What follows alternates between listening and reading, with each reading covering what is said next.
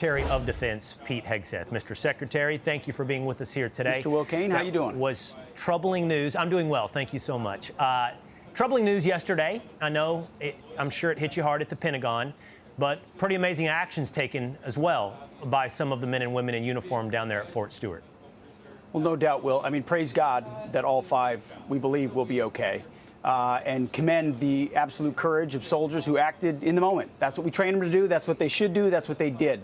And, of course, we're going to throw the book at the perpetrator as we learn more for what was done there. But swift action and God's providence on those who survived this. And we'll investigate, get it done, and drive on.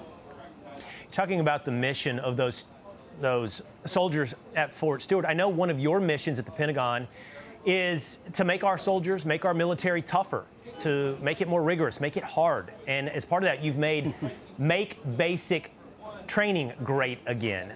You're returning drill sergeants. Tell me, what is the shark attack? What are some of the things you're bringing back to basic training? Well, it's the basic stuff that anyone who went through any form of basic training for decades understood. Is as a recruit, you were going into a crucible. You were going to be forged. You were going to be challenged. You were going to be scared, nervous, and anxious. And by coming through that, you were going to be forged an American warrior. A shark attack is when drill sergeants surround one particular enlistee, right? Creating a stressful situation that they have to figure out how to manage. Bed tossing inside barracks after you've had a long day doing, map out on the range or walking patrol. This is basic stuff. This is not, beyond what's been done. This is a restoration. So we're going to do two things really well. We're going to do the complex stuff really well. We're at the 200-day mark. In the last 100 days, we did Operation Midnight Hammer with precision. That's complex stuff that only the U.S. military can do. But we're also going to do the basic stuff well. Will, if you start soft, you end soft. If you aren't strong from the beginning, you won't finish the fight properly. It starts at basic training. It starts at our military academies. We are going back to basics. Drill sergeants will be drill sergeants with knife hands who maintain good order and discipline and train up great recruits who will make great formations, just like we need military officers with that same rigorous discipline and background. So we're going back to basics, and it's bearing fruit. I'm not sure what a knife hand is. Is that what you're doing right now on television? Boom. Giving me a knife Boom. hand? I'm very Boom. familiar with the knife hand points being made by the Secretary. You're focusing on the basics, but you also said you're focusing on the big picture items as well. I know that when you came into office, President Trump tasked you with looking into our U.S. military's dependence on China and Chinese supplies of materials that are needed for our national defense. I know China has put a stranglehold on critical minerals. I think President Trump asked for significant advances from you by October. What's the update on our dependence from China? Well, we've gotten after it from minute one. We will not be dependent on China. We won't be dependent on anybody else. The American military will be able to independently operate and operate decisively. We have to. And there's been neglect for decades. And President Trump has pointed out, to be the best, you can't depend on anyone else. But America first doesn't mean America alone. We'll stand alongside our allies. But we're going to be able to source our munitions, our minerals ourselves. We're doing it already.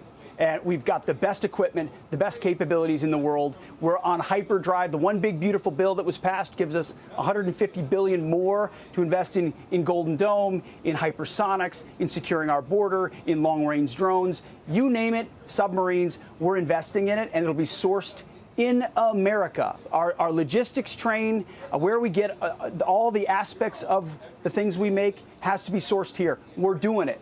Our allies and adversaries understand that, and that only makes us more independent, more able to put America first, to drive peace through strength, and it's happening every day. Okay, I want to ask you about a couple of different items that are in the news cycle. The Reconciliation Monument. It has been returned to Arlington National Cemetery following its removal in 2023. This is a Confederate monument. Many suggest it was designed and put in place to symbolize the reconciliation after the Civil War. It was taken away, as I mentioned, several years ago. Why was it important for you to bring that back to Arlington National Cemetery? Because we recognize our history. We don't erase it, Will. We don't follow the woke lemmings off the cliff that want to tear down statues. We look at and learn from our history, all aspects of it. And so Arlington deserves to have, and we're grateful to the state of Virginia for partnering with us. It wasn't easy. We fought to make it happen. And the Reconciliation Monument will return to Arlington where it belongs, to recognize the service of Americans of all chapters. So we're not tearing stuff down. We're done with that. We're putting statues back. We're putting paintings back. We're recognizing our history. We're restoring the names of bases as we've done across the country, because we're proud of our history. As difficult as it may have been in some chapters, we're going to teach it, we're going to live it, and we're going to fight for it.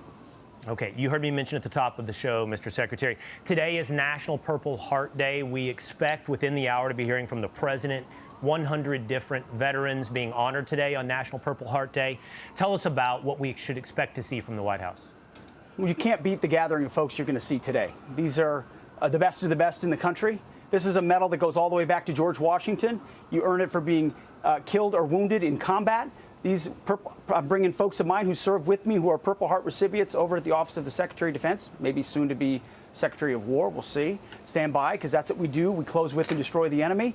And these Purple Heart recipients are going to be celebrated, as they should be, as we ought across the country in every civic manner possible. You see, we're putting the spotlight exactly where it belongs and where it should be, on those who give up everything, are willing to, for the country. We're proud of it. We give them everything they need. We're restoring the warrior ethos. And I think that's what you see from this. And you know what? We didn't even talk about the recruiting numbers, Will. I mean, in the last 100 days, meaning of the 200, we've set historic records. And that's because courageous young Americans want to do what previous generations did of those recipients who got the Purple Heart. They want to do tough, gritty things to defend freedom. These men and women have done it. We're going to celebrate them today. President Trump loves them. And they love him, and it's a pretty cool thing that we're doing at the White House today. It is very cool. It's very cool. Did I just hear you say, by the way, is that something we should expect? Secretary of Defense, Secretary of War, Department of Defense, Department of War? Well, that's what it was for many, many years. You gave me that knife hand, Will. We'll see. Stand by. I don't get in front of the commander-in-chief on that. But our job is to ensure our enemies know exactly what they will do to them if they threaten us, up to and including total war. So we'll be prepared. Stand by. There might be some news on that. Okay. All right. Thanks for teaching me what a knife hand is. It's a great way to make a point. I've got to work on that. People say I do weird things with my hands. Now I have something new to do. So I appreciate that. Well, it's not the first thing Secretary. I've taught you. We know that. Yeah, thank you, brother. Appreciate it. All right. Thank you, Mr. Secretary. Hey, Sean Hannity here. Hey, click here to subscribe to Fox News YouTube page and catch our hottest interviews and most compelling analysis. You will not get it anywhere else.